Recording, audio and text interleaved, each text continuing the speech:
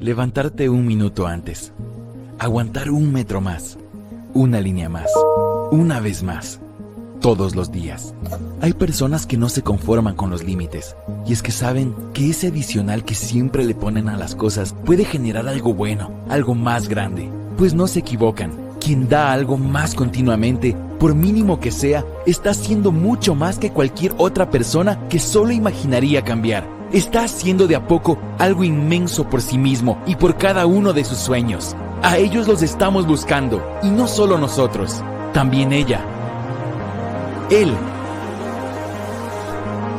su mismísimo futuro. Si las ganas de seguir son grandes, tus oportunidades también lo serán.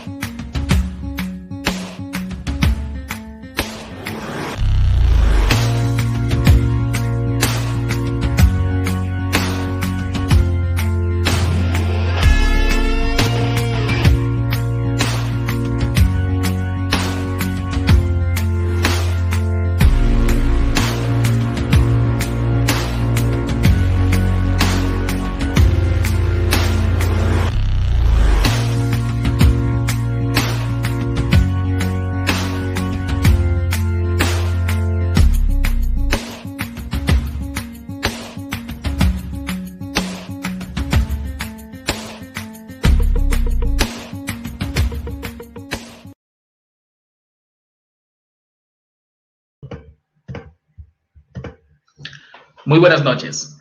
La Universidad Técnica Particular de Loja, a través de su carrera de turismo, agradece su presencia y les da la más cordial bienvenida a la cuarta jornada de este ciclo de conferencias y capacitación online denominado Introducción a la Gestión del Turismo, que abordará, de la mano de los docentes de la materia, se analizarán aspectos relevantes en torno al área turística y demás aspectos de su interés, que sin duda serán de gran practicidad para nuestros participantes. El día de hoy abordaremos la temática áreas protegidas, oportunidades y desafíos para el turismo, y lo haremos junto al doctor Fausto López. Antes de darle paso, comparto con ustedes su currículum. Fausto López es doctor en Gestión y Conservación del Mar por la Universidad de Cádiz, máster en Gestión y Conservación de Espacios Naturales por la Universidad de Cádiz y máster en Gestión de la Formación, Planificación, Desarrollo y Evaluación de la Formación de Formadores por la Universidad de Sevilla. Creó la carrera de Ingeniería en Gestión Ambiental de la UTPL en 1998 y fue director de la misma durante 10 años. Docente universitario de la materia Áreas Protegidas en las carreras de Gestión Ambiental y Turismo. Esta noche me permito recordar que el formato de la sesión, el docente dictará su conferencia. Si tienen preguntas, por favor, a lo largo del evento, pueden realizarlas a través del chat de esta plataforma. Nuestros conferencistas estarán prestos para responder todas sus inquietudes al respecto de la charla brindada. Ahora sí, damos el paso y la bienvenida al doctor Fausto López. Bienvenido. Sí, buenas noches, doctor. Buenas noches. Buenas noches, doctor. Puede encender su cámara, por favor, sin ningún problema.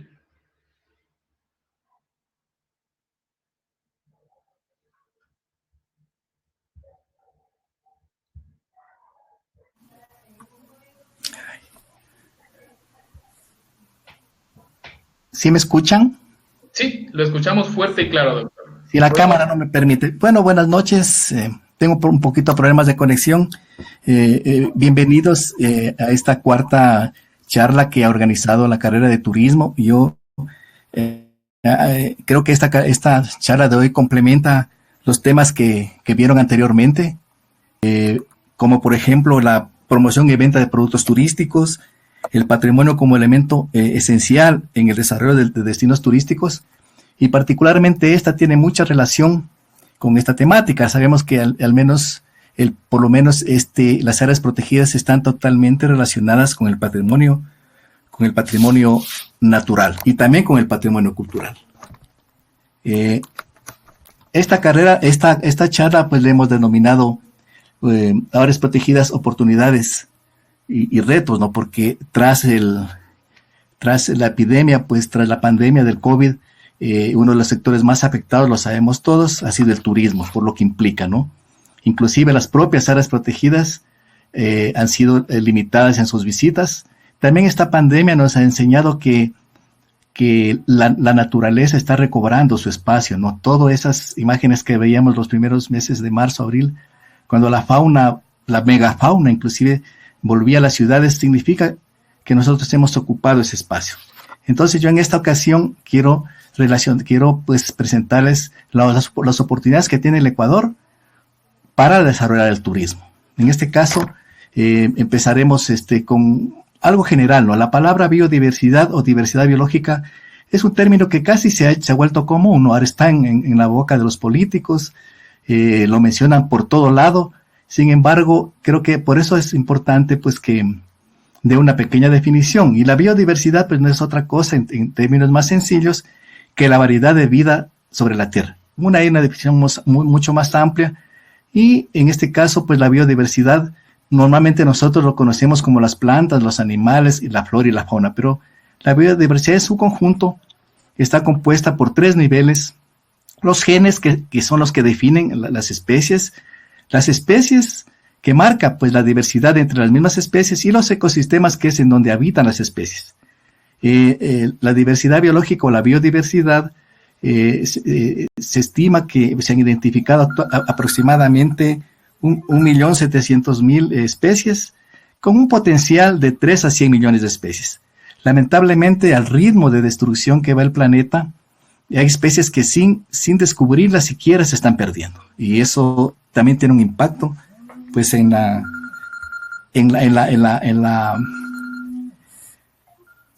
el vivir de las personas, en el desarrollo. Eso nos afecta en todos los aspectos. Entonces, también unos datos generales sobre las especies. Vemos que actualmente, veíamos antes que existen aproximadamente 1.700.000. Se habla de un potencial de 100 millones, pero posiblemente sea mucho menos. Hablábamos de unos 10 millones. Y siempre hemos pensado, al menos nos ocurre, creo que a todos cuando hablamos de biodiversidad, lo primero nos fijamos en lo que tenemos a nuestro alrededor, que son las plantas, los animales. Pero, las especies que mayor habitan en el planeta corresponden a los insectos, seguido con 1 millón de especies descubiertas. Como les digo, los insectos, por ejemplo, son los que se pierden con mucho más facilidad, porque, por ejemplo, en los incendios forestales es imposible determinar cuántas especies se pierden. Entonces también las plantas superiores deciden en ese grupo en importancia, en cantidad, con un número mayor a 300.000 especies. Vamos a ver también, porque la palabra biodiversidad no nos dice nada si no lo relacionamos con nuestro vivir, con la importancia que tiene para nuestra vida diaria. Entonces, aquí tenemos un cuadrito que nos representa cada uno de los elementos de la biodiversidad. En el caso pues de los genes, la importancia para el ser humano radica en materias primas, en recursos genéticos. Las especies son encargadas, por ejemplo, de la polinización. Por eso, la pérdida, por ejemplo, de un bosque, por ejemplo, o un incendio, por ejemplo, puede eliminar las abejas, por ejemplo, que son polinizadores naturales. Al momento que perdemos esas especies, se pierde también la posibilidad de que los ecosistemas se mantengan vivos. El control biológico, por ejemplo, a veces nosotros conocemos esas mariquitas que le llamamos, que son controladores tremendas de plagas, pero se pierden con la destrucción de su hábitat. Y quizás lo que es más evidente en los servicios de los ecosistemas para el ser humano, están el ecosistema como sí. Por ejemplo, en la parte que nos compete, de esta charla, uno de los elementos o de los beneficios que nos dan los ecosistemas tiene que ver con la recreación, con la cultura y la belleza escénica. Las tres totalmente relacionadas con el turismo. Esta clasificación de servicios ambientales o servicios de lo que nos dan los ecosistemas o la biodiversidad ha sido ya pues estimado. Este cuadro está desarrollado por un organismo internacional pues que clasificó de esa forma. Inclusive hay valores, hay cifras que demuestran cuánto es lo que nos ofrecen estos ecosistemas. Hablamos de más de 20,000 millones de dólares por año, cosa que no la vemos. Más adelante veremos algunos datitos en el Ecuador de los servicios que en términos económicos, de cuánto recibimos de la biodiversidad sin necesidad casi de darnos cuenta. Y aquí hay un pequeño ejemplo de cómo, pues, que es, digamos, a la final de por qué esta charla, cuánto representa en términos económicos esta biodiversidad.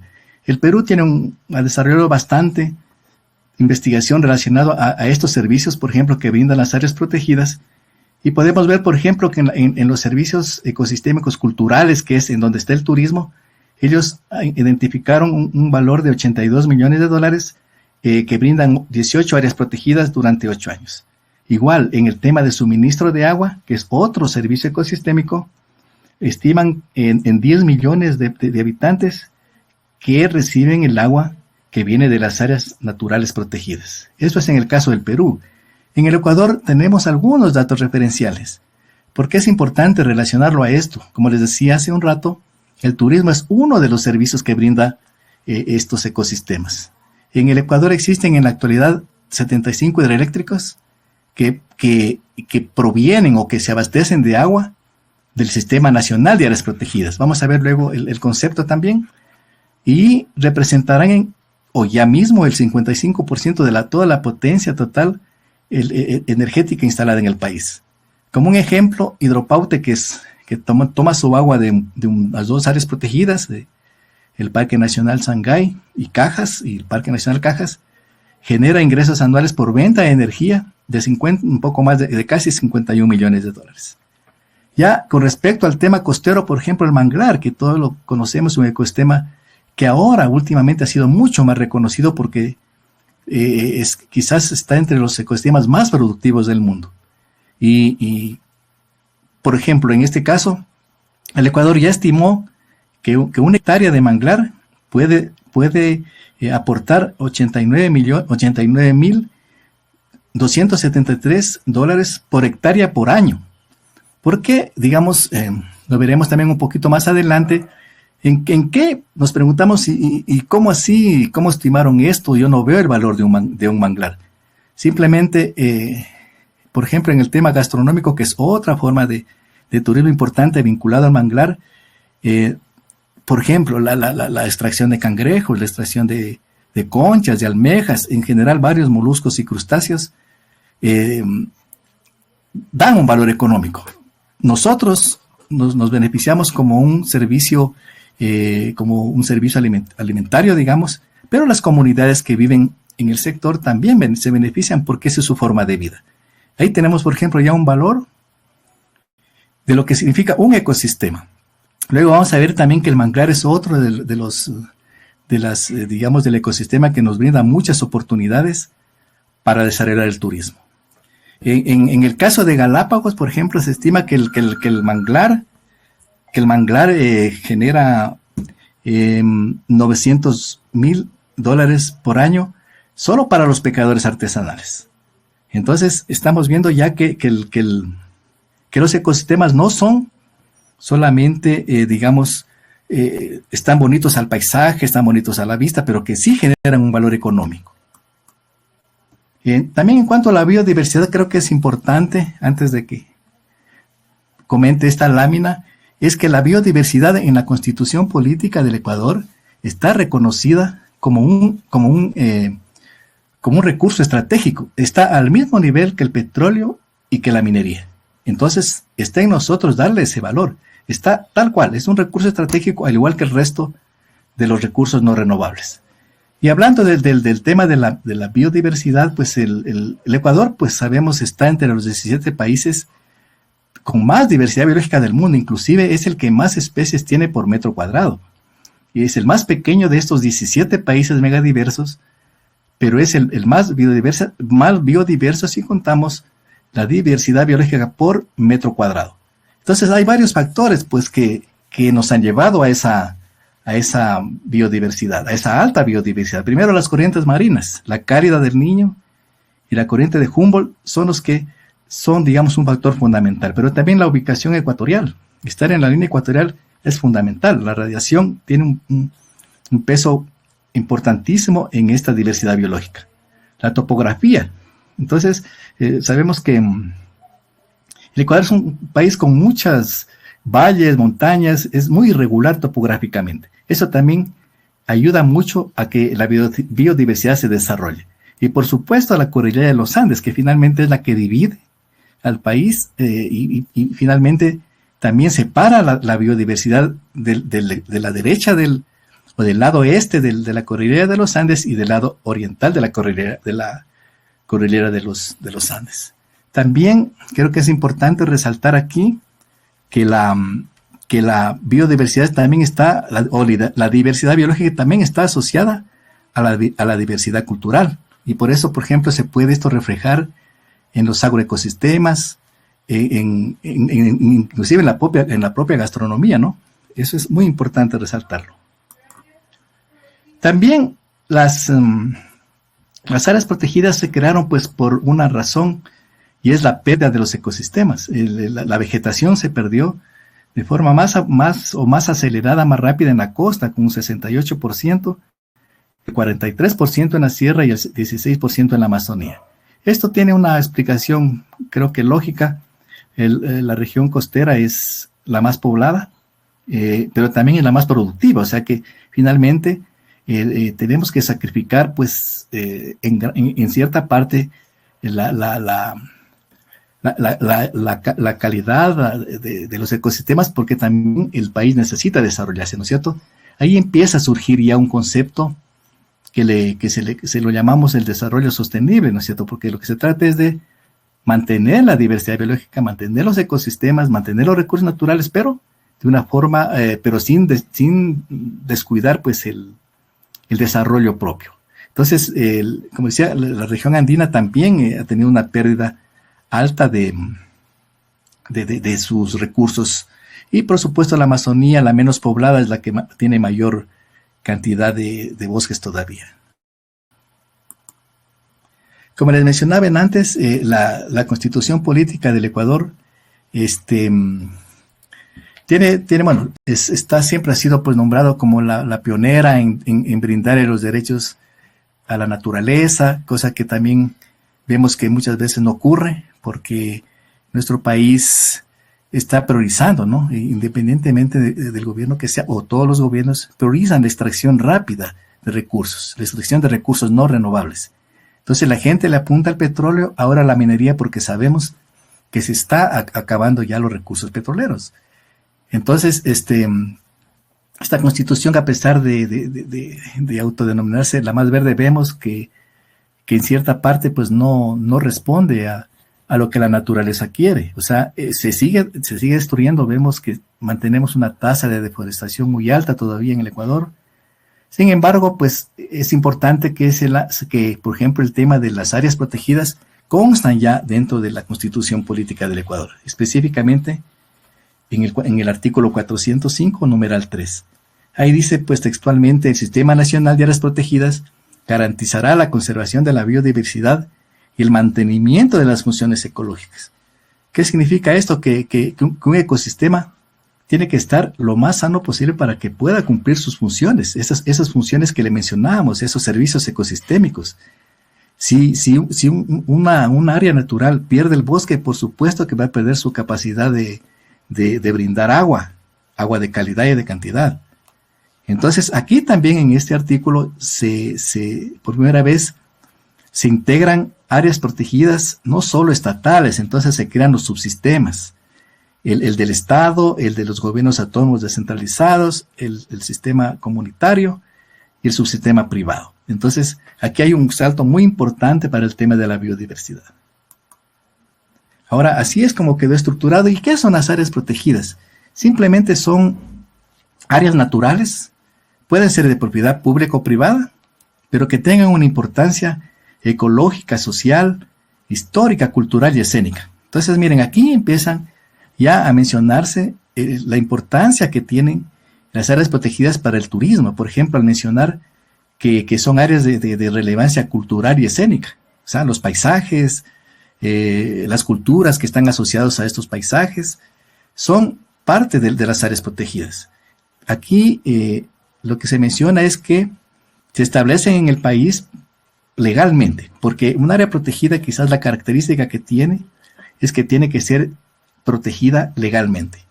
Por caso contrario, pues se destruirían más fácilmente. Sin embargo, hemos visto que a pesar del marco legal, de que las áreas protegidas tienen una protección estatal y legal, siguen destruyéndose. Entonces, lo que buscan finalmente es la conservación de plantas o animales, paisajes naturales y ecosistemas. Entonces, aquí estamos hablando básicamente de la biodiversidad, ¿no es cierto? Y de todos los servicios que estas áreas prestan. También creo que vale la pena resaltar aquí, porque nosotros por cualquier lado hemos escuchado de los parques nacionales, reservas biológicas. Entonces lo que hizo el Ecuador fue categorizar a las áreas. No todas las áreas protegidas tienen la misma calidad del bosque o tienen la misma cantidad de población. Entonces hay áreas protegidas que tienen más población o tienen más infraestructura que otras. Y normalmente la categoría Parque Nacional es quizás la más importante en términos de protección de biodiversidad, igual como la reserva biológica. Pero lo importante en esto es que prácticamente todas las áreas protegidas están abiertas al turismo. Eso es muy importante. Inclusive, como vemos en la categoría de manejo número 8, hay una categoría específica como área nacional de recreación. Entonces, ¿qué significa? Que el turismo sigue siendo importante, como decía, no solo para el tema como una alternativa económica, como una alternativa para las comunidades locales, pero también como un aliado de la conservación. Vamos a ver más adelante muchos ejemplos, como el turismo, por ejemplo. Claro, el turismo, por supuesto, bien llevado, bien organizado, finalmente es un aliado de la conservación. Entonces tenemos reservas marinas, refugios de vida silvestre, reservas de producción de fauna, una reserva geobotánica, reserva ecológica, reserva biológica y parque nacional. Y creo que a nivel de la costa están prácticamente, bueno, con excepción de la reserva geobotánica, pues y reserva biológica, en la mayoría están en la costa. Entonces, finalmente, ese es el Sistema Nacional de Áreas Protegidas, así se llaman las áreas protegidas por el Estado, y en donde vemos que está ocupando una parte importante del territorio. El 20% de la superficie del Ecuador está protegida por este tipo de áreas protegidas.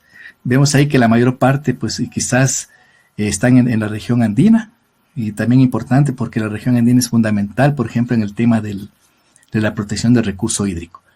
Entonces, al momento hay 60 áreas protegidas dentro del sistema nacional. También un asunto muy importante para esta charla, por ejemplo, el caso de las áreas protegidas marino-costeras. Es un concepto que se ha desarrollado mucho en los últimos años. El Ecuador le ha dado prioridad y existen 19 áreas protegidas en el total y prácticamente abarcan todas las provincias o las provincias costeras. La más sureña es la Reserva Ecológica Arenillas y también el refugio, la isla Santa Clara, que es ahora reserva marina. Entonces tenemos, como les decía, 19 áreas protegidas. Por allá está Santa Elena, con una zona muy turística, Machalilla, por supuesto, con mucho turismo ahí. Creo que es una de las áreas que más turistas reciben. Hay otras como Pacoche y hacia el norte Cayapas, Mataje. En total existen, como decía, 60 áreas protegidas, 53 al subsistema estatal, 3 con los gobiernos autónomos descentralizados, uno con el sistema privado y dos con el subsistema comunitario. Muy diverso. Me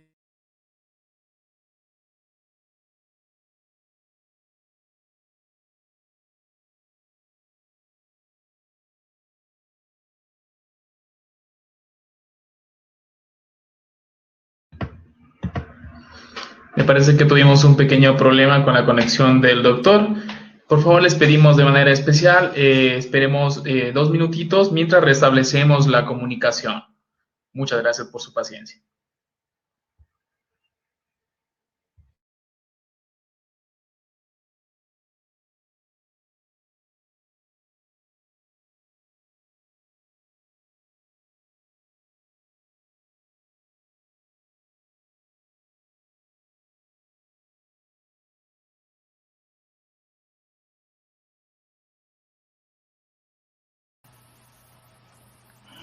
Mil disculpas.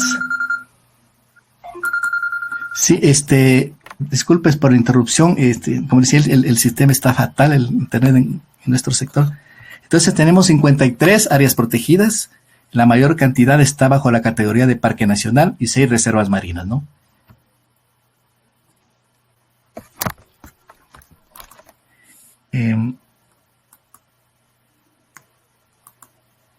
Quería mencionar también que las reservas marinas, pues la mayor parte o la mitad de la extensión de las reservas marinas está en el parque, en la provincia, en Galápagos, ¿no?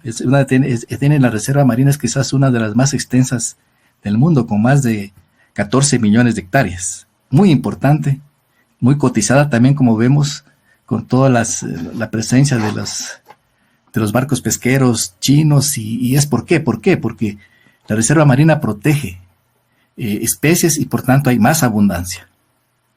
Entonces aquí tenemos importante también mencionar el tema de los ecosistemas. Les decía que la topografía irregular del Ecuador también lo hace que tenga un sinnúmero de ecosistemas. Solo a nivel del Ecuador continental, de la área continental, sin contar Galápagos, ni las áreas marino-costeras, ni las áreas marinas propiamente, se han identificado 91 ecosistemas.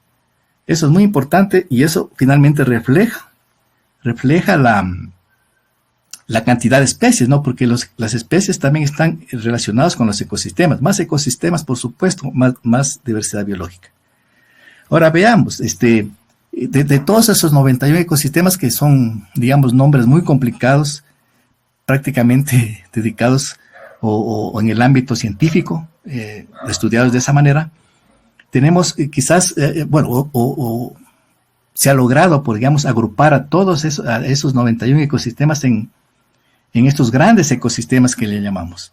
El páramo, por ejemplo, el páramo básicamente que es importantísimo desde el punto de vista del recurso hídrico, el bosque andino también, que estaría, por supuesto, en la cordillera de los Andes, los valles secos. Entonces, ¿cuáles son los valles secos? Guayabamba, el Chota. Entonces, de pronto, en la geografía del Ecuador aparecen esas pequeñas depresiones que son importantísimas porque dentro de un rango altitudinal alta aparecen esos valles secos que tienen una diversidad muy importante. El bosque húmedo tropical que lo encontramos pues tanto en la costa, especialmente en la provincia de Esmeraldas y en Manabí, y en la Amazonía. El bosque seco de la costa también importantísimo porque tiene también una serie de servicios ecosistémicos que vamos a ver algunos ejemplos más adelante. Los humedales, dentro de los humedales, las lagunas y fundamentalmente en el caso de la costa, pues los manglares y las playas y los mares que son ecosistemas costeros, pero que son humedales. El archipiélago de Galápagos, pues por la importancia, en esta clasificación se lo ha colocado como un gran ecosistema por la importancia. Eso ya creo que el mundo lo ha reconocido, pero en todos los aspectos. Creo que no hay categoría internacional que no lo tenga el archipiélago de Galápagos. Y el mar, por supuesto, que es un ecosistema altamente productivo. El manglar, por ejemplo, el manglar es un ecosistema, pues en el Ecuador existen aproximadamente 160,000 hectáreas, ha sido el ecosistema de los más deteriorados, de los más dañados. Se relaciona, o sea, se señala como uno de los elementos que causaron la destrucción del del manglar a las camaroneras. Sin embargo, el camarón es el primer rubro, digamos, de productos de exportación que se exporta, que no son, digamos, de los no petroleros, ¿no? Anteriormente era el banano, pues, y ahora la actividad camaronera, la exportación de camarón es la que está en primer lugar. Y el manglar tiene un montón de oportunidades para el turismo.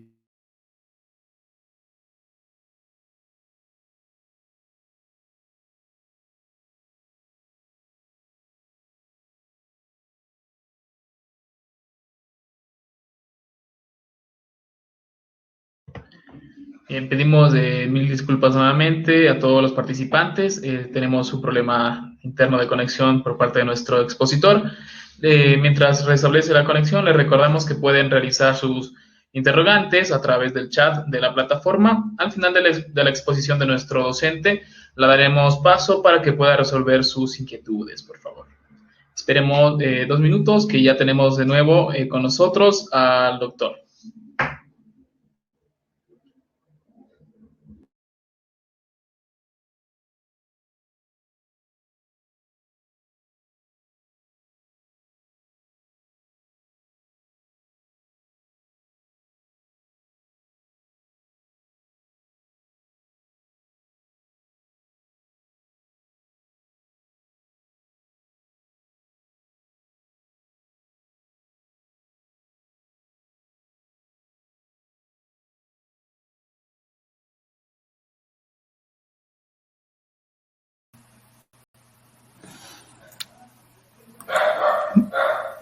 Nuevamente, mil disculpas por la interrupción. Realmente estoy muy, muy avergonzado por esto, pero es un tema que se escapa a mi control. Como les mencionaba, el manglar tiene muchas oportunidades de turismo. La observación de aves, por ejemplo, es un recurso que es muy importante. Como les decía, hay mucho interés de las comunidades que tienen manglar para desarrollar turismo. Y ahí hay una oportunidad para los profesionales de turismo en organizar, en planificar el turismo. Y eso lo vemos como una oportunidad en el ámbito, digamos, de la naturaleza, observación de aves, observación de paisajes, etcétera. Pero además hay un elemento súper vinculado, que es el tema de la extracción de, como les decía antes, de concha y cangrejo. O sea, la gastronomía costeña es muy apreciada y el manglar ofrece una tremenda oportunidad para esto. Entonces, vemos, por ejemplo, el caso de la provincia del Oro, en Guayas, por ejemplo, hay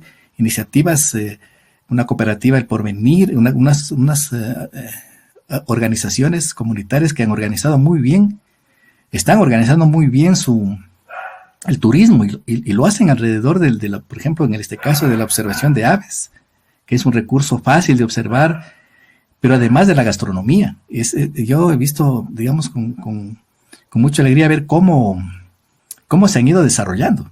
Se han ido desarrollando un montón y prácticamente están intentando, como decir, disminuir un poquito la extracción, pero generar la extracción en este caso, cangrejo, concha, y darle paso a la actividad turística. Y lo están haciendo muy bien. Están recibiendo apoyo internacional y ahí creo que los profesionales del turismo tienen una tremenda oportunidad, porque claro, lo que hacen las comunidades lo hacen empíricamente, pero un profesional en turismo, en cambio, sí les brinda las herramientas técnicas, administrativas, financieras, que es la carrera de turismo, ¿no? Una carrera muy integral. Tenemos el bosque seco de la costa también, especialmente acá, pues, hacia la provincia de Loja se ha desarrollado una actividad muy importante también por organizaciones locales, que es la observación, por ejemplo, del florecimiento de guayacán. Pero también existen bosques importantes de guayacanes en el Oro, en la provincia del Oro y en la provincia de Manabí principalmente. Es decir, aquí hay otra oportunidad. Y nuevamente se requiere el aporte, el apoyo de profesionales del turismo. Y por supuesto el mar. Yo creo que aquí el Ecuador y somos testigos de la oportunidad que brinda para el turismo. Con la observación de ballenas, ¿no? Tradicionalmente la provincia de, Manabí, también Santa Elena, ahora hay toda una serie de empresas, pequeñas empresas que organizan tours para observación de ballenas o tours mucho más grandes, en el caso de Manabí, a visitar la la Isla de la Plata, en el Oro también recién está iniciándose y justamente son organizaciones comunitarias que están organizando tours para observación de ballenas. Entonces, quizás volviendo a lo que hablábamos al inicio de los servicios ecosistémicos, donde quizás las partes que comentaba son mucho más densas, aquí ya la podemos ver claramente que el mar, el manglar, el bosque seco ofrecen beneficios económicos tangibles para la gente. Eso también está vinculado pues a un desarrollo sostenible, a un uso sostenible, para que el recurso se mantenga. Se trata de eso, ¿no? No se trata de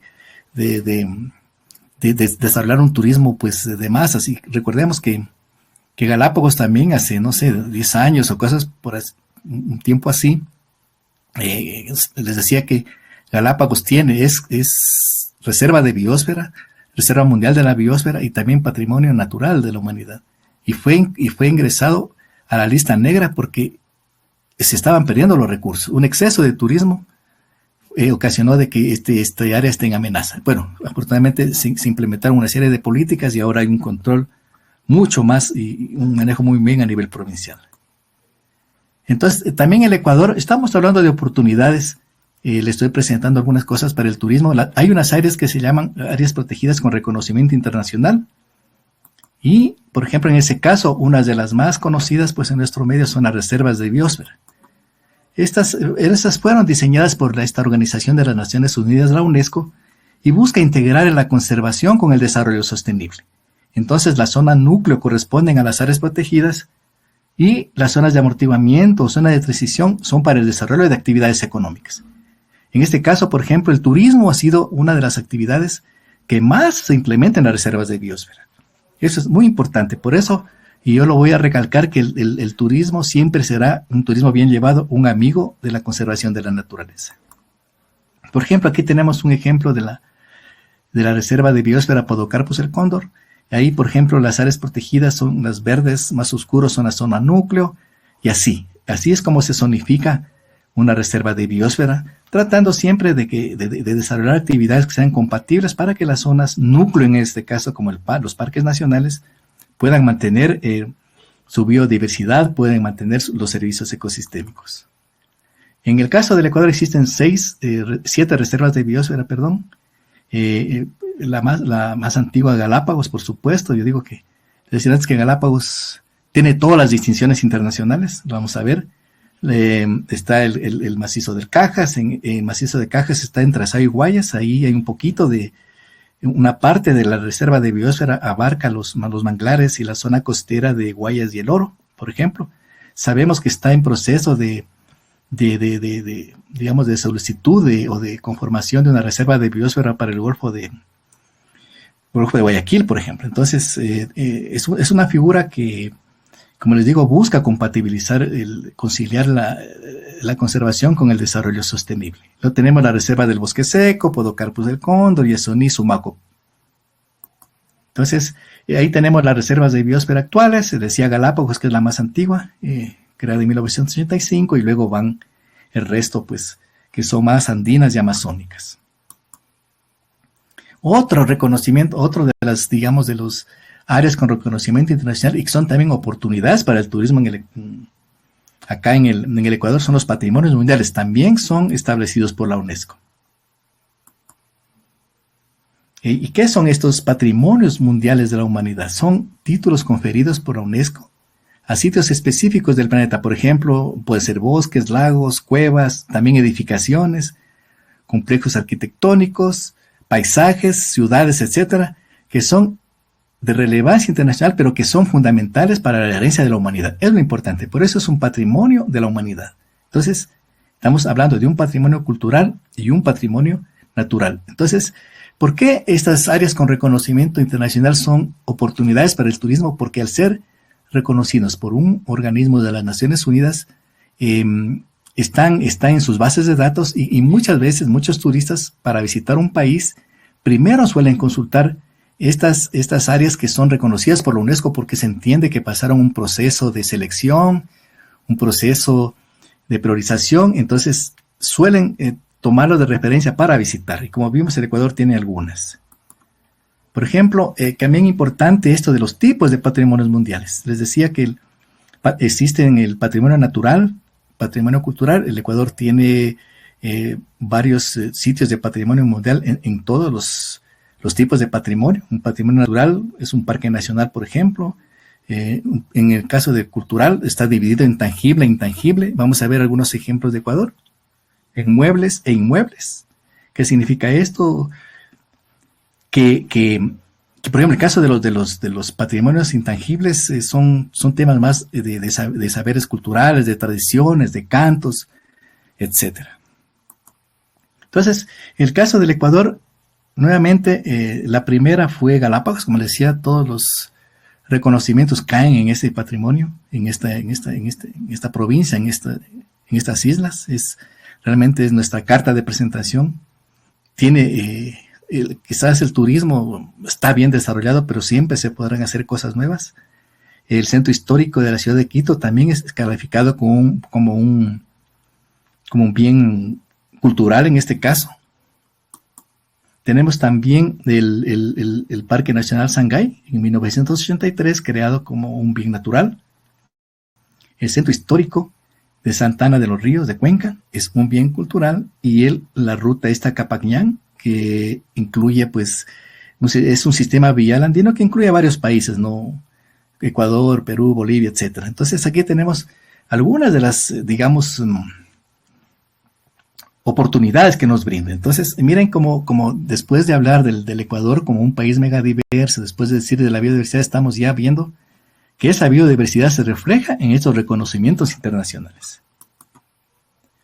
En los patrimonios culturales tenemos aquí el patrimonio oral y las manifestaciones culturales del pueblo zápara, por ejemplo. Tenemos el patrimonio cultural inmaterial, la música de marimba y cantos, exactamente, y bailes tradicionales de la región colombiana del Pacífico Sur y de la provincia de Esmeraldas. Es un recurso importantísimo para, digamos, como un área con potencial turístico. O sea, hay turismo, es importante, hay visitas, pero esto es lo que se puede potenciar, es lo que pueden y deberían potenciar los profesionales del turismo. Es reconocido también por la UNESCO. Que finalmente fue reconocido el tejido tradicional del sombrero de paja toquilla, ¿recuerdan? Eso no es reciente, eso es clarísimo que Manabí en particular es un recurso clave, por ejemplo, para el turismo, y ha sido reconocido ya por la UNESCO como patrimonio cultural. Hay otro reconocimiento internacional que son los sitios Ramsar o humedales de importancia internacional. Aquí, por ejemplo, en el Ecuador existen 19 sitios Ramsar, que son básicamente humedales, son sitios en donde pues se caracterizan por la presencia como dice humedal, básicamente por la presencia de agua, ¿no? Entonces, en este caso existen 7 en la costa, 8 en la sierra, 3 en la Amazonía y 1 en Galápagos. Entonces, esos son los sitios Ramsar. Y vamos a ver cuáles son estos sitios Ramsar y por qué para la región, para la costa, son también importantísimos como una oportunidad para el desarrollo del turismo. Abras de Mantequilla, en la provincia de Los Ríos, fue reconocida en el 2000. Los humedales del sur de Isabela, Galápagos, básicamente corresponden a los manglares que tienen ahí. La isla Santay, en la provincia del Guayas, también reconocida en el año 2000. La Cegua, en Manabí. En la Cegua, por ejemplo, ya hay actividad turística local. Hay comunidades que se han organizado allí, que, como les digo, siempre son, en la mayoría de los casos, son actividades empíricas que requieren el apoyo de profesionales. La laguna de Cuba en Esmeraldas, la zona marina del Parque Nacional Machalilla, los manglares Churut en la provincia del Guayas, bueno, esos como sitios Ramsar costeros. El refugio de vida silvestre Isla Santa Clara en la provincia del Oro, ahí tiene una particular, como iba ahí también es un sitio de observación de ballenas, hay poblaciones grandes de aves, por ejemplo. La Reserva Ecológica Cayapas Mataje en Esmeraldas, la Tembladera en el Oro, los manglares del estuario interior del Golfo de Guayaquil-Dongoyo en la provincia del Guayas. Entonces miren que aquí la mitad de los sitios de Ramsar o humedales de importancia internacional están localizados en la región costa. Entonces es importante como oportunidad. También existe una categoría que también la da la UNESCO de las Naciones Unidas, que es los geoparques. Ese se creó, el único parque que existe, se lo reconoció hace un par de años y corresponde a la provincia de Imbabura. Y lo pongo aquí porque también el turismo, por ejemplo, la facilidad digamos, la facilidad, las oportunidades que viene el país para el turismo son gigantes, ¿no? Al ser un país pequeño, uno puede visitar en el mismo día las 3 regiones, o las 3 regiones del Ecuador, al menos continentales. O sea, yo puedo desayunar en cualquier ciudad de la costa y estar en la sierra, y inclusive en el mismo día puedo llegar hasta Imbabura. Yo creo que esas son oportunidades que hay que seguirlas, que hay que fortalecer, que hay que explotarlas de una forma, digamos, sostenible, pero que se puedan incluir, ¿no? Porque el Ecuador tiene esa ventaja de ser un país pequeño con una diversidad de ecosistemas que, miren, ahora lo estamos viendo con este geoparque. Miren, estas son figuras reconocidas por organismos internacionales. Entonces esto le da muchas oportunidades al turismo en el Ecuador. Vamos a ver respecto ya al ecoturismo y las áreas protegidas. También hay un factor condicionante, ¿no es cierto? Yo mencionaba antes que el turismo es un recurso importante, pero que si se lo maneja mal, se va a terminar. Entonces, el turismo en áreas protegidas, o para que se desarrolle el turismo en áreas protegidas, hay un condicionante que es que sea sostenible. Y miren que sostenible es otra palabra que está en el discurso de los políticos. Bueno, hay una serie de... Todo el mundo habla de desarrollo sostenible. Y el turismo tiene que ser sostenible. Entonces, ¿cómo se define un turismo sostenible? Es el que tiene en cuenta los impactos económicos, sociales y ambientales actuales y futuros, abordando las necesidades de los visitantes, el medio ambiente y las comunidades anfitrionas. Son los 3 ejes del desarrollo sostenible. Yo creo que ese es un condicionante, como les digo, para que pueda el turismo mantenerse. Y también un tema importante, y como les decía al inicio, el turismo es visto como un aliado de la conservación de la naturaleza. Y por eso el turismo también puede contribuir y debe contribuir a la conservación de las áreas naturales. Porque eso es fácil, ¿no? Cuando uno va a un área natural, observa aves, observa la interacción de un ecosistema allí, uno como que empieza a aprender más y lo valora más al ecosistema. Entonces, la naturaleza se la ve mejor y el turismo viene de esa oportunidad. Entonces, el turismo sostenible, como el concepto lo dice, tiene 3 ejes: el económico, el ambiental y el sociocultural. En el caso del turismo sustentable, o la parte económica, tiene que ver primero con la viabilidad económica. Un proyecto turístico tiene que ser bien diseñado, y yo nuevamente les digo que los profesionales del turismo son los llamados por las competencias que tienen en la carrera.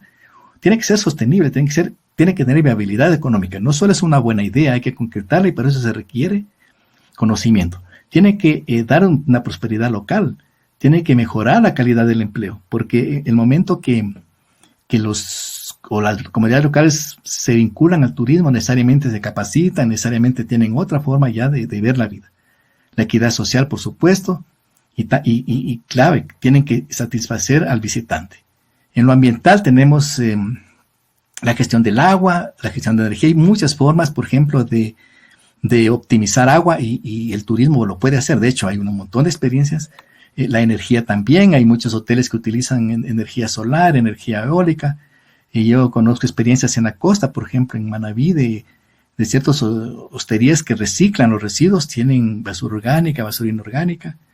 Apoyan a la conservación de la biodiversidad. Por ejemplo, el hostal andaluz que tuve la oportunidad de conocer en Manabí, ellos tenían un pequeño bosque, tenían solo energía solar y una serie de calcificaban la basura, etcétera. Entonces, se puede o se debe el turismo sostenible apuntar a lo ambiental. En lo socioeconómico, pues, la oferta cultural, el bienestar de la comunidad, porque tiene que ser el principal beneficiario, y la contribución al desarrollo local.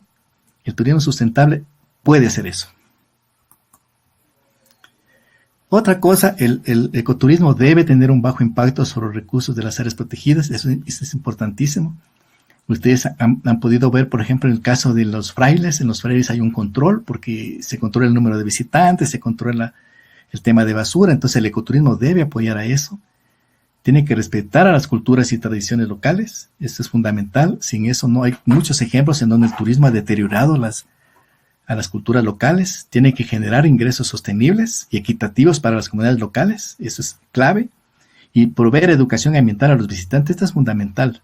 Y como digo, el turismo es clave, y el turismo en áreas protegidas es clave en este aspecto. ¿Cómo define el turismo la Organización Mundial del Turismo? Es una modalidad turística ambientalmente responsable, consistente en visitar áreas naturales con el fin de disfrutar y apreciar la naturaleza.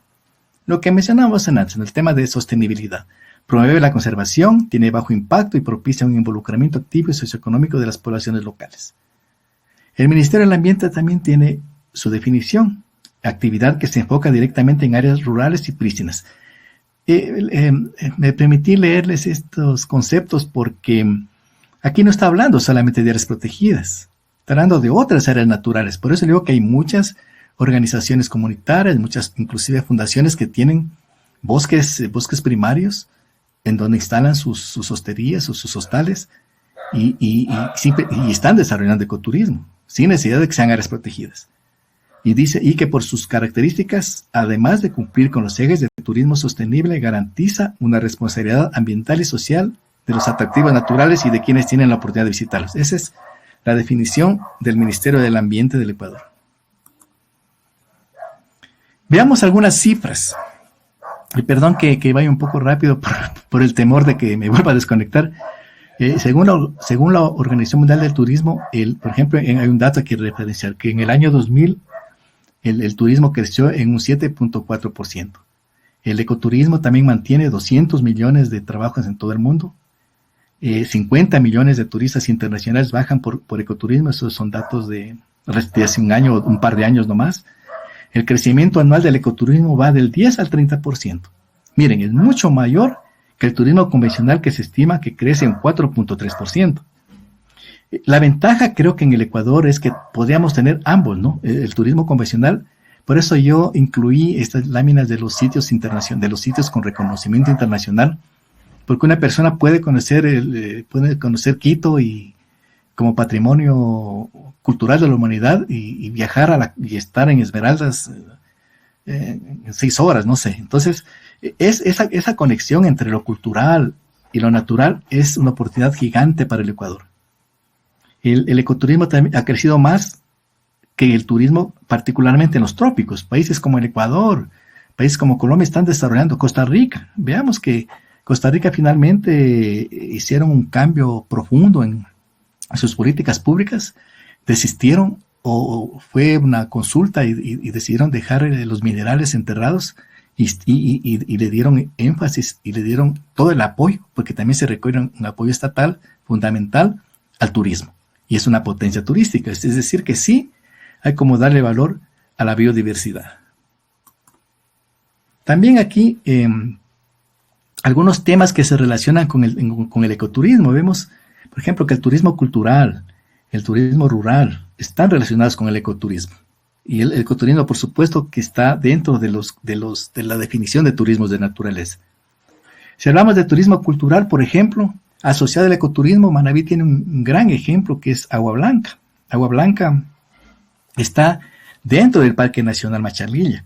Entonces yo normalmente a nuestros estudiantes los hemos llevado a ese sector porque podemos ver ambos tipos de el turismo cultural y el turismo natural. Tenemos allí el área protegida y tenemos una playa. Además, miren, aquí habla otra definición o otro concepto relacionado es el turismo de playa. Y si les digo, Manabí, pues es un ejemplo de eso. Y Esmeraldas también. Hay playas, bosques, etcétera. Y también Guayas, Santa Elena, etcétera. Entonces, aquí tenemos el turismo cultural, el turismo rural, el turismo de naturaleza que lo dividen de aventura y ecoturismo, pero también el turismo de playas, de negocios, de salud. Veía también hace 2 años que estuve ahí en Machalira, en la comuna Agua Blanca, que ya la gente de allí mismo, de la comuna, había instalado un spa. Entonces, miren, la gente empieza a darle ese valor a los recursos que tiene.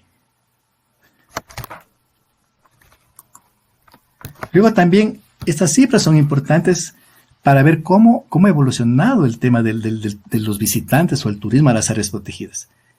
En el 2003, es un estudio que hizo el Ministerio del Ambiente. Entre el 2013 y 2014, miren, el turismo pasó de turistas pasó de 265,000 visitantes a 1 millón, casi 1.600.000. Es un crecimiento gigante que tiene varios factores, ¿no? El interés, las ganas de visitar la naturaleza, de conocer la naturaleza, pero también ciertas políticas que fueron favorables. Entonces, estos datos les pongo porque las áreas protegidas siguen siendo un recurso importantísimo. Miren, en el caso de las visitas a las áreas protegidas, en este mismo periodo hay un crecimiento pues exponencial a partir del 2011, más o menos entre el 2011 y 2012. El 2012 en particular se creó o se emitió un acuerdo ministerial que estableció la gratuidad al ingreso a las áreas protegidas. Anteriormente había un cobro para ingresar a las áreas protegidas y con ese acuerdo ministerial se lo eliminó. Claro, hay también cuestionamientos porque dicen que las áreas protegidas tienen menos recursos, etcétera, pero lo cierto es que con ese acuerdo ministerial que eliminó el pago el pago para ingresar a las áreas protegidas, el número de visitantes creció significativamente. Ahí también, en ese mismo periodo, pues se ve cuáles son las áreas protegidas de las 60, de las más visitadas. En este caso, para esa época de este estudio, habían aproximadamente 50, pero está el área nacional de recreación Isla Santay en Guayas, la reserva de producción faunística Mutilla de Santa Elena, también el Parque Nacional Macharella. Entonces, estas áreas protegidas tienen la mayor cantidad de visitantes. Eso significa que la región costa sigue siendo importantísima por varias razones, ¿no? Por los recursos que hemos mencionado, por la infraestructura, por las vías, etcétera, pero está entre las áreas protegidas costeras tienen una importantísima incremento en visitantes.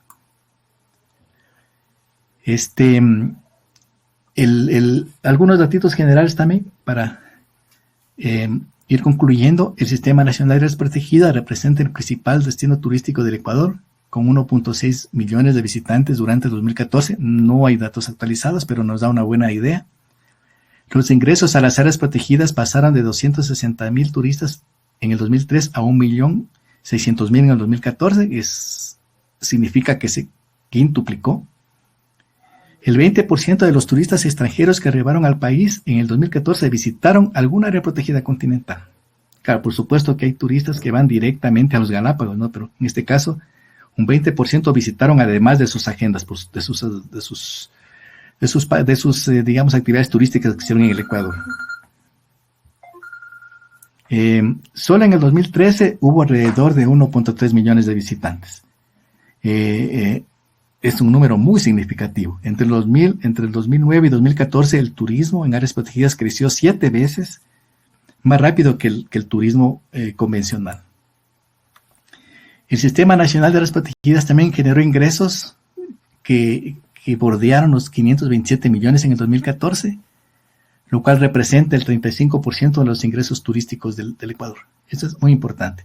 Por supuesto, y como no podía ser de otra manera, el Parque Nacional Galápagos contribuye con un 20% de este 35%, versus el 15% que generan las áreas protegidas continentales. Ahí vemos la tremenda importancia del Parque Nacional Galápagos. Como les decía, tiene todos los reconocimientos internacionales, por supuesto. Es la joya de la naturaleza, no solo ecuatoriana, sino mundial. En el 2014, 1 de cada 2 ecuatorianos visitaron el sistema nacional, en comparación con el 2010, que visitaron 1 de cada 49. O sea, esas cosas nos dan a entender que hay un mayor interés por conocer la naturaleza, pero también una oportunidad para organizar estas visitas a las áreas protegidas, para organizar paquetes turísticos, etc. Los visitantes extranjeros que arriban al Sistema Nacional de Áreas Protegidas gastan en promedio $2.797 en sus visitas. Aproximadamente más de 1.200 más que un turista extranjero que visita otros destinos como el sol y la playa. Y para ir concluyendo, aquí hay unas nuevas tendencias del turismo. En el caso, bueno, se ha recogido esto de un estudio que se hizo en el Ecuador, pero otras recomendaciones de otros a nivel global, no, pero en el caso del Ecuador, una de las tendencias y oportunidades es el turismo rural, porque ahí dividido en varias oportunidades, por ejemplo, el turismo comunitario, el agroturismo y los pueblos mágicos, así es como el estudio de Ecuador proyecta esta nueva tendencia del turismo en el caso del turismo rural, y como les decía antes, el Agua Blanca, por ejemplo, las áreas de manglar son oportunidades para desarrollar el turismo. El agroturismo, por supuesto, es un tema que está en crecimiento. Lamentablemente, por la pandemia existe unas limitaciones. Entonces, mencionaba también lo de los pueblos mágicos. El turismo nacional también, por el tema de la transportación, porque claro, los viajes internacionales están mucho más complicados, que corresponden, este turismo nacional a desplazamientos cortos, son también oportunidades que brinda, y en los que hay que ir pensando. El turismo familiar, por supuesto, el turismo urbano. O sea, a veces nosotros mismos no conocemos muy bien nuestras ciudades, peor ciudades grandes. Uno a veces se limita a su entorno, entonces aquí hay oportunidades también de fomentar este tipo de turismo. Y el turismo de naturaleza, quizás ese es el que está más castigado, porque hemos visto en las noticias que muy pocas áreas protegidas están abiertas para visitas grandes. Hay muy pocas las que están abiertas para las visitas. Y finalmente el turismo gastronómico, que tiene una serie de oportunidades. Como veíamos en la costa, los recursos asociados a los ecosistemas marino-costeros, al manglar, brindan una oportunidad gigante para complementar un turismo o un ecoturismo. Bueno, muchas gracias. Mil disculpas por tener que correr. Lamentablemente he tenido complicaciones del internet de hace 2 días. Hoy, en teoría, me solucionaron, pero vemos que no fue finalmente. Muchas gracias. Estoy atento a sus preguntas y mil disculpas por estas interrupciones no planificadas. Muchas gracias, doctor Fausto, por su importante y amplia exposición. Queremos agradecer y extender un abrazo fraterno por parte de la UTPL a todos los participantes que se conectan de diferentes regiones de nuestro país a nuestro ciclo de conferencias y capacitación para fortalecer y ampliar sus conocimientos y desarrollo profesional.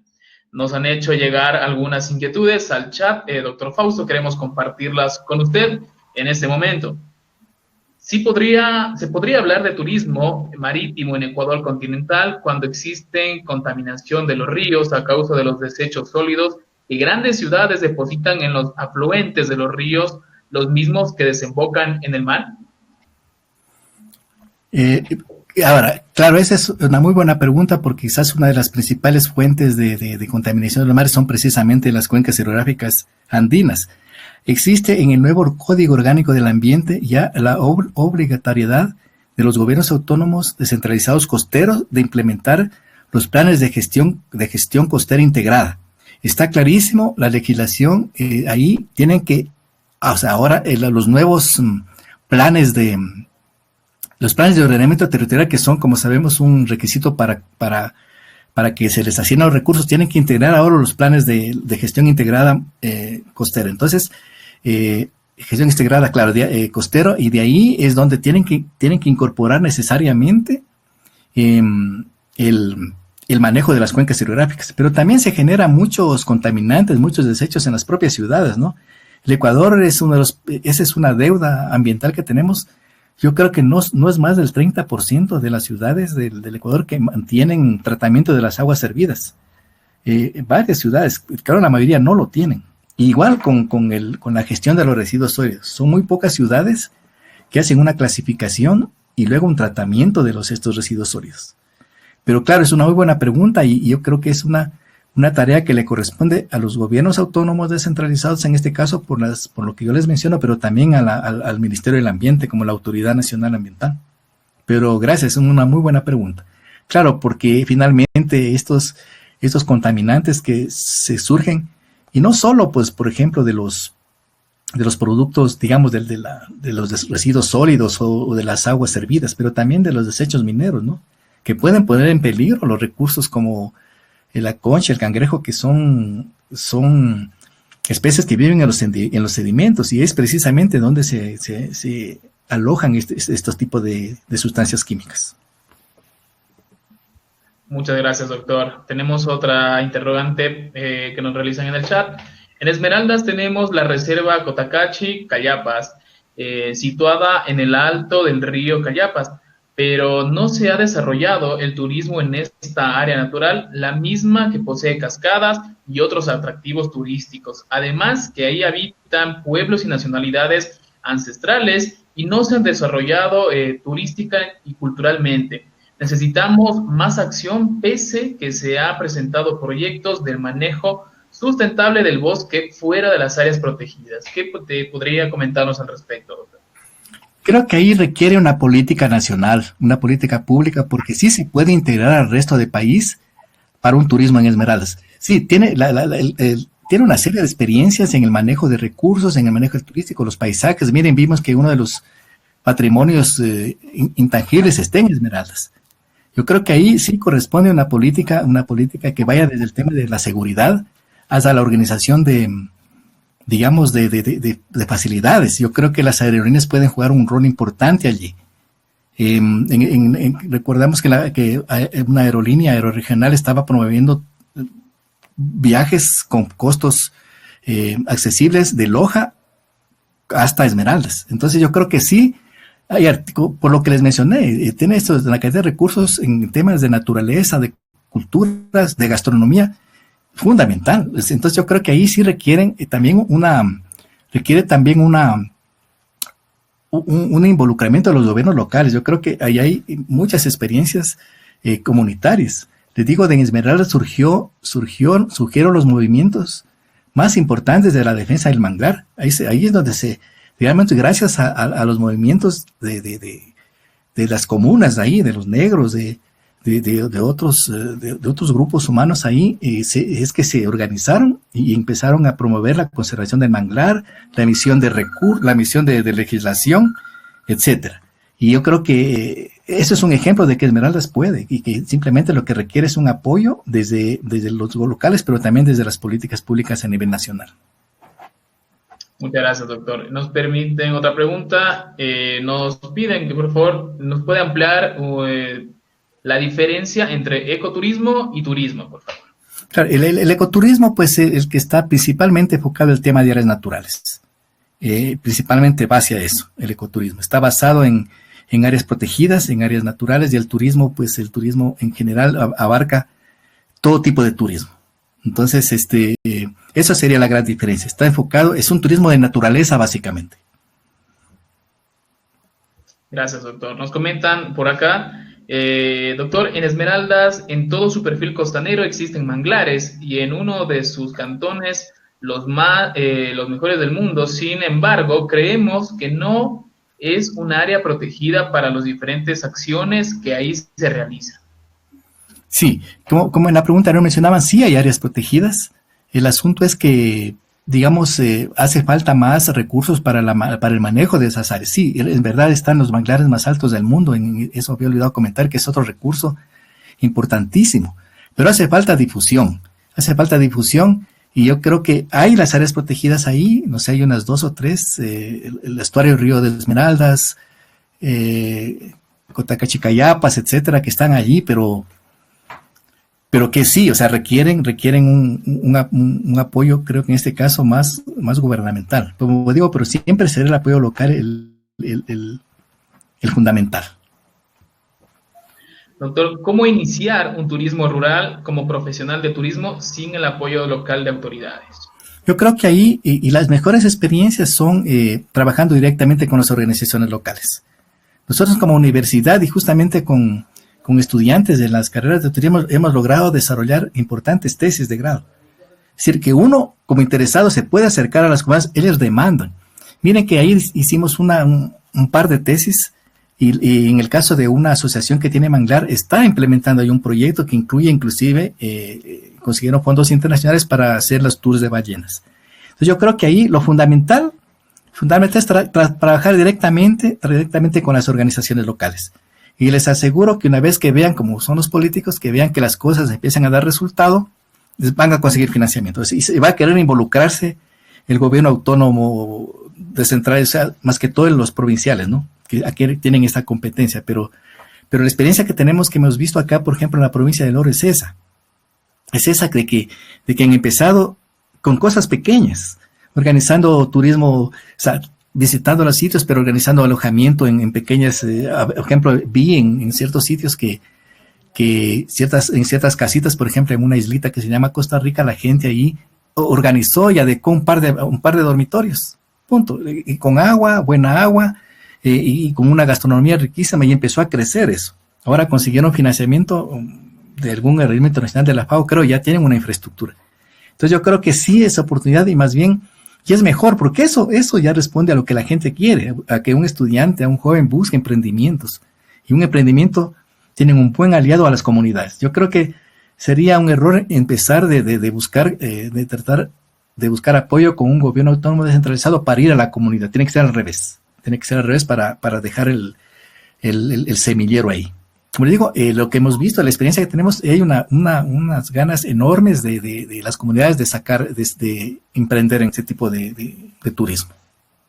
¿Puedo hacer una construcción turística ecológica o no?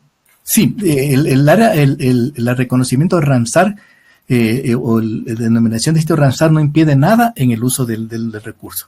Como decía, es una oportunidad para conseguir financiamiento.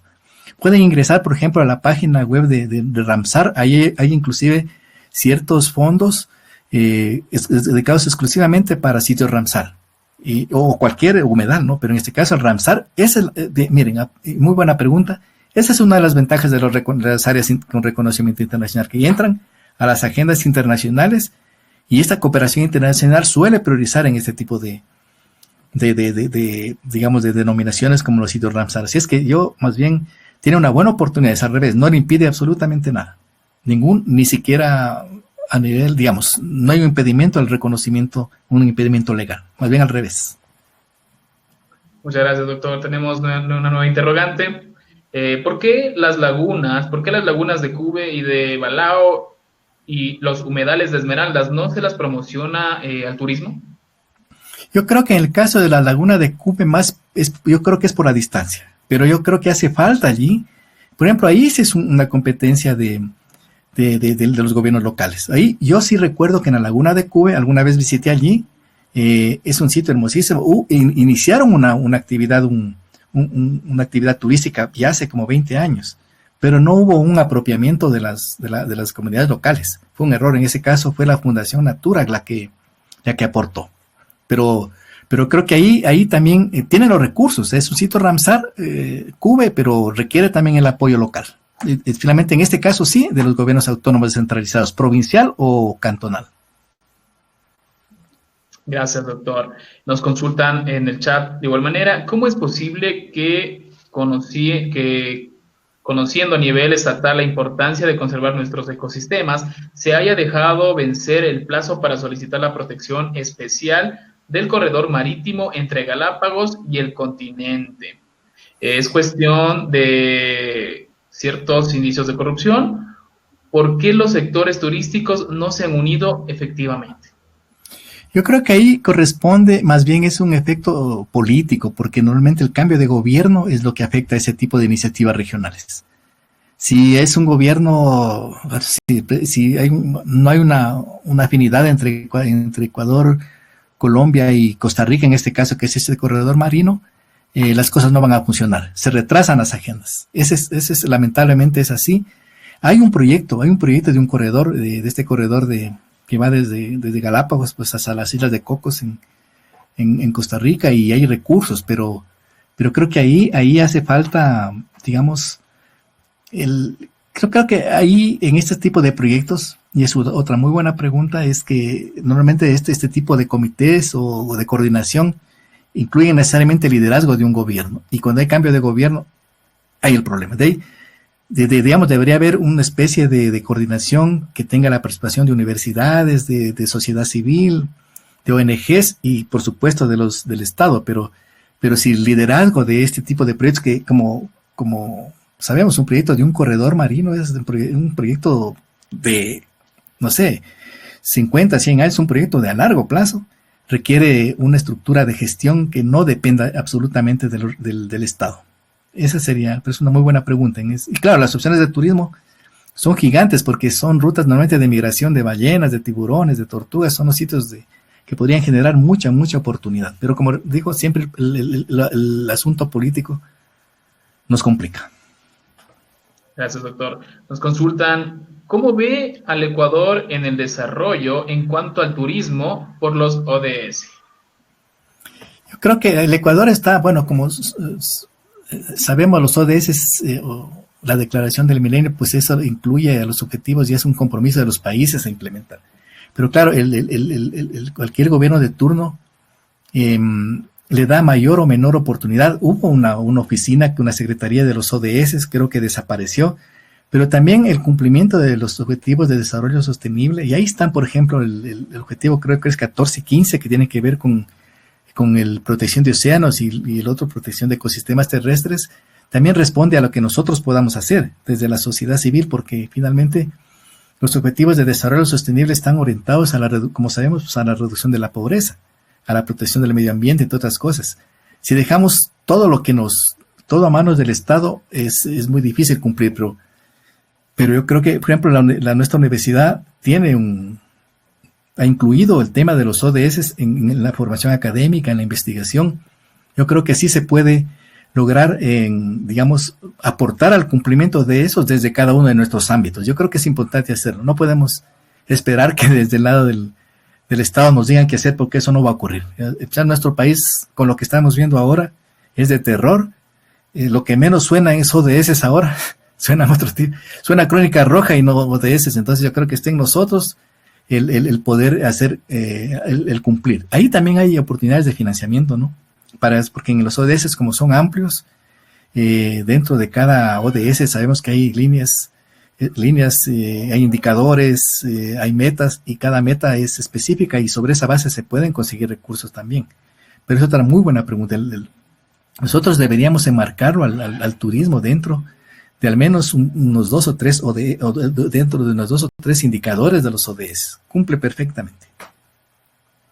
Nos hacen una acotación en el chat igualmente, doctor. Actualmente realizar productos turísticos con criterios de sostenibilidad resulta una necesidad para el desarrollo. ¿Cuál sería su comentario al respecto? Claro, eso está establecido. O sea, digamos, digamos, para que pueda perdurar en el tiempo, necesitamos que el turismo se lo desarrolle, sus paquetes turísticos sean sostenibles. No hay otra forma. O sea, proteger el recurso o el medio ambiente, que haya un desarrollo económico, pero también que haya un respeto y un apoyo a la gente local. Eso es fundamental. Es obligatorio prácticamente ahora el desarrollo si queremos pensar que sea un recurso que perdure. Gracias, doctor. Y finalmente, igual nos hacen otro aporte. El aporte del sector privado es importante, pero se necesitaría el apoyo del sector público para reducir o flexibilizar la inversión e impuestos.